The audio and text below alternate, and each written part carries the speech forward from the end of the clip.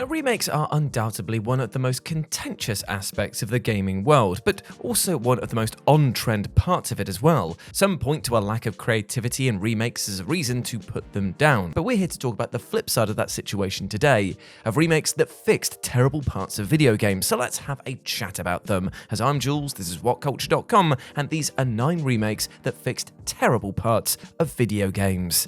Number 9. Crash Bandicoot SANE Trilogy, adding a ton of checkpoints.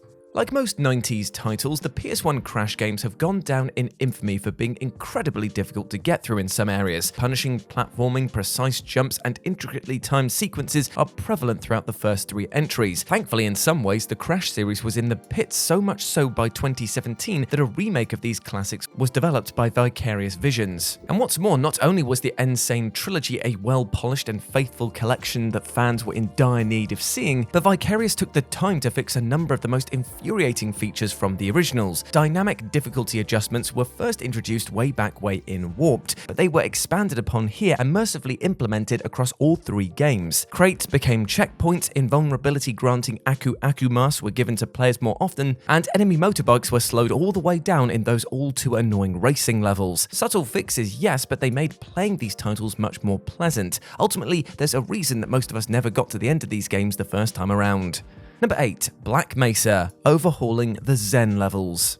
When your fan-made remake gets the seal of approval from the original title's developers, you know you're onto something good. Black Mesa is an homage to the incredible legacy that the Half-Life video games created for itself. Responsible for putting Valve on the map as a developer and spawning successful spin-off franchises Counter-Strike and Team Fortress, it's an iconic moment in gaming history and a near-perfect title in its own right. Nearly, that is. If there is one painstaking part of playing Half-Life, it's the notorious Zen levels. These transport players to a mysterious alien world, but the whole experience was jarring, ugly, and simply not that fun to play. Thankfully though, in Black Mesa, these sections are the biggest beneficiaries of the facelifts supplied by the game's new engine. These levels now feel so much more vibrant and are a breeze to get through compared to before, and the amount of work the developers put into it makes it feel like the epitome of the labor of love that Black Mesa is. Number 7. MAFIA Definitive Edition, fixing the draw distance. Released 18 years apart, developers Hangar 13 did a stellar job in rebuilding the story of Tommy and the Salieri's for the 8th generation of systems. Over 20 times the amount of polygons could be rendered in the remake versus the original, giving Tommy's gripping rise and fall through the underworld of organized crime much more depth and emotion than before. Where the remake really excelled, though, was in how it built the fictional world of Lost Heaven. The 2002 game was respectable enough as an open-world title, but critics were fairly scathing towards the low draw distance at the time. Thankfully though, this poor rendering is long gone in the 2020 remake, making it in fact one of the most gorgeous and ambitious worlds in recent times. Volumetric lighting gives the world so much vibrancy, especially during nighttime, and high quality depth of field is extended to the game's cinematics. What's more though, not only does Lost Heaven feel like a bigger world in the remake, but also one that feels so much more alive. Incidental occurrences are prevalent throughout the world, giving Mafia's remake an unpredictability that only helps its replayability value. Number 6. Dead Space, replacing the turret sequence.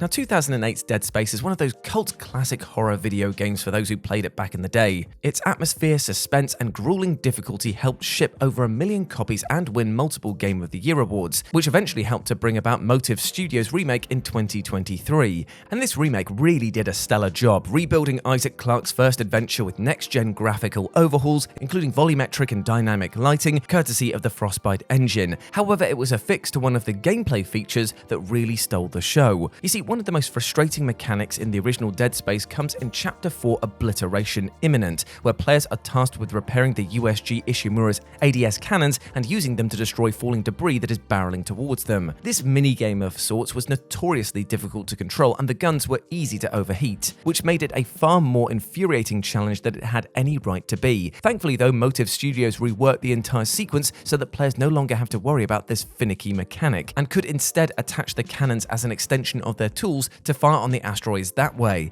It's honestly a far more natural feeling way of operating things, and was even extended to the game's second Leviathan boss fight by the communications array. Number 5. Live Alive, much improved character presentation.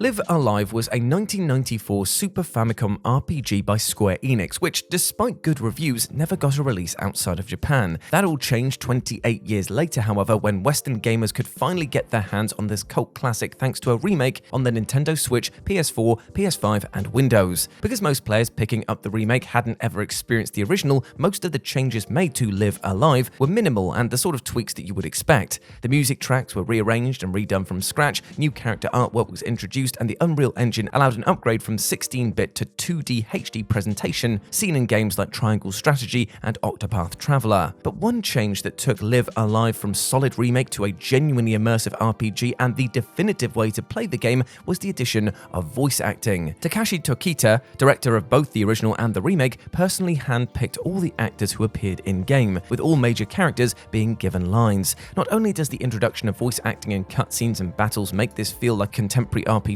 but it injects the game's characters with more personalities, making their stories much more immersive. Number 4. Metroid Prime Remastered, a much better control scheme. Not only is 2023's Metroid Prime Remastered the best-looking game on the Switch, but it also established itself as arguably the best entry in one of Nintendo's most beloved franchises. Wanting to preserve a game that was, and still is, a classic, most of the remastered changes were the typical graphical showcases. However, there was one tweak that completely flipped how gamers digested a playthrough. Whilst the original game controlled fine, it was released on the GameCube before dual analog sticks became an industry standard for FPS titles. It wasn't so much an issue back in the day, but going back and playing the original now definitely makes for a painful adjustment. Fortunately, one of the big changes coming with the remastered version was the customizable controls included by developers Retro. Players now have the option of choosing between dual controls as well as a classic style for that more authentic experience. This gives the game so much smoothness when it comes to how it feels, and actually gives it more depth than before, with players able to experiment with and then share their optimal setup. Number 3. The Legend of Zelda Link's Awakening, adding map markers.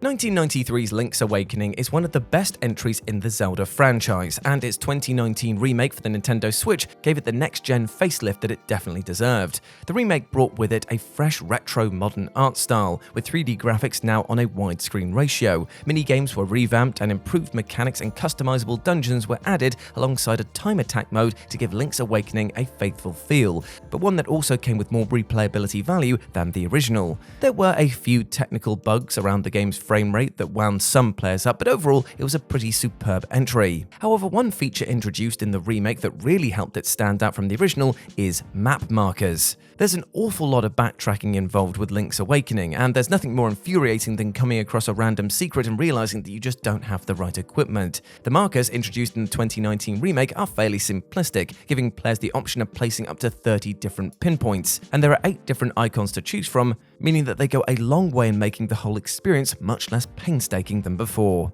Number 2. Resident Evil 4 Remake, way less QTEs.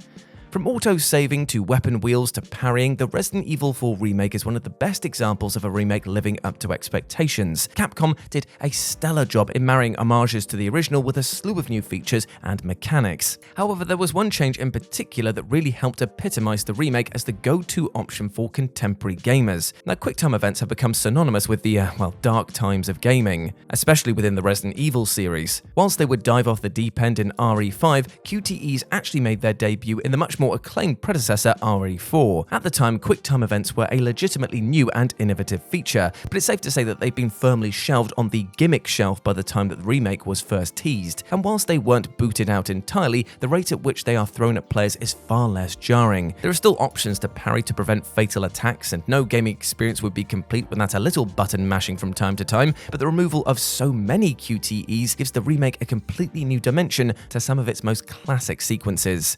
And number 1, Demon's Souls, reliable dodging. Demon's Souls was already well on its way to becoming one of the most significant games ever released, but its 2020 remake at the hands of Bluepoint Games firmly put that reputation beyond question. Bluepoint always had a vision for their version of the game to be faithful towards the original, but with the sort of hardware tweaks that would help it stand out as a legit PS5 launch title. New weapons came in, the camera was made tighter, the graphics were given a big overhaul, and even the musical score was fully redone with a live orchestral performance. Still, nothing made the OG Demon's Darth Souls stand out more than seeing a character struggling to roll away from an enemy attack with ridiculously stiff controls. In the 2009 release, rolling was limited to just 4 directions, meaning that evading enemies was incredibly cumbersome at times. And honestly, these sort of rigid controls felt backwards even then. Mercifully though, Bluepoint took it upon themselves to drag this mechanic into the modern day, and rolling in the remake is omnidirectional. It might sound like a small fix, but once you've experienced both games, you can't imagine the title being played with this stiff control scheme ever again.